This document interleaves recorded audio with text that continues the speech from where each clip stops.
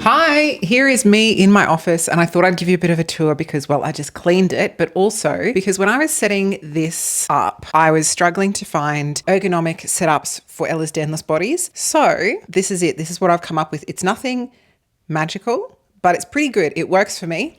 So here it is. Okay, so first things first, yes, I do have a standing desk. I got this one from IKEA. It's easy to lift up or down. For ages, I resisted using a standing desk, but the desk that I had was okay for a while, and then it wouldn't feel okay for a little while. And then I'd change its height or put something underneath the legs, and then it would make it better. Or I'd change my chair and then it would make it better.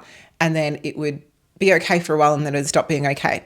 So I thought, if my body's going to change around this much, I need a desk that can change around this much as well. Now, the reason I resisted using a standing desk for so long is a couple of reasons. Firstly, I've got POTS and I don't love standing that much, especially when it's flared up.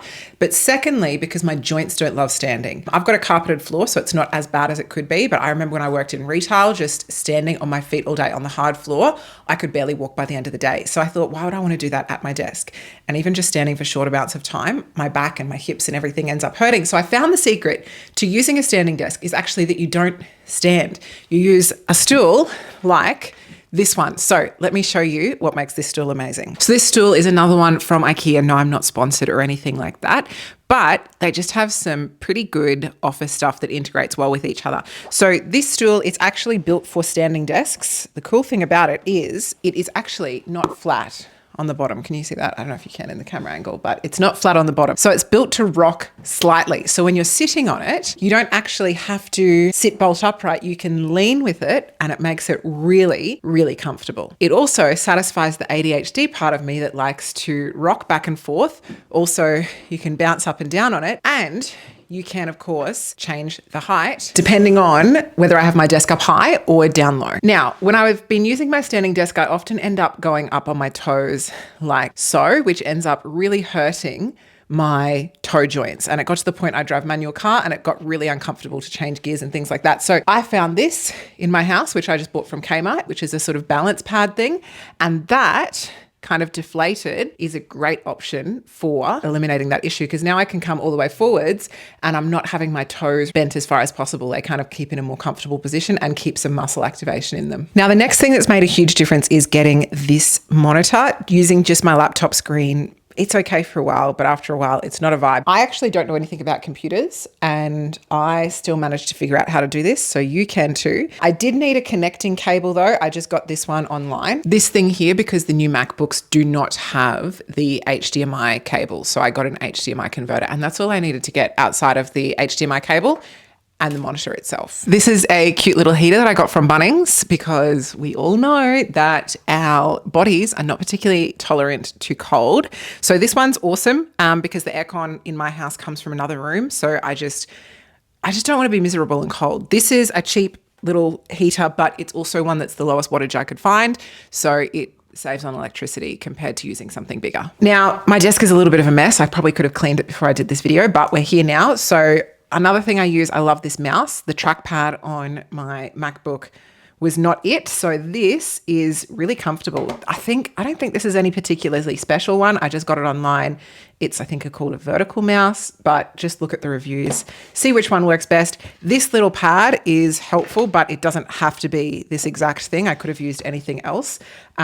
Just something to rest my elbow on. With this standing desk at various heights, sometimes I need something to push down on. And if it's just on the hard desk, I would always get really sore, whichever part of my body was touching that. I don't know if that's an everybody thing or an Ehlers-Danlos thing, but I definitely use this a lot. I also have these lying around. These have nothing to do with this video really, but they are pretty cool, and this is where I keep them. They are hand strengthening devices. The green one is pretty much where I'm still stuck at. The black one's a lot harder. I do use these as a bit of a sort of fidget toy. I'm not a huge fidget toy person. I just fidget, but these kind of, I guess, function like that. But I'm also strengthening my hands as I do it. And if there's one thing I like, it's getting stronger. Something else I'll pretty much always have on my desk is water. And usually it's got some of this in it, Sal Vital. This for me is my preferred pots supplement. It's not anything specific to pots and it's not particularly high in sodium, but for me, I find it does a really good job. Now, of course, I've got 1,000,001 whiteboards to write down ideas. Actually, I've got 3,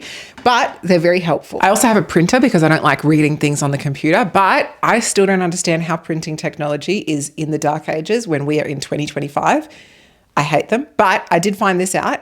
If you need a cord because your computer doesn't connect wirelessly to your printer and you need to do it by cord, every printer uses the same cord. So you can just go into an Officeworks shop. That's in Australia. We have Officeworks. It's like sells office supplies, and ask them for a printer cable and they'll give it to you. And it's universal. So if you have a printer that you need to connect up via cord, that makes it easier. Over here is a whiteboard turned big calendar. I like this a lot. This is where I track some of my symptoms, and just having everything all in one place is incredibly helpful for me. Having it on one month by month calendar doesn't work for my brain. So this is probably the first calendar that I've used consistently for longer than just a week. We've got some motivational sayings scattered around. This one reminds me of my dad, so I really like it.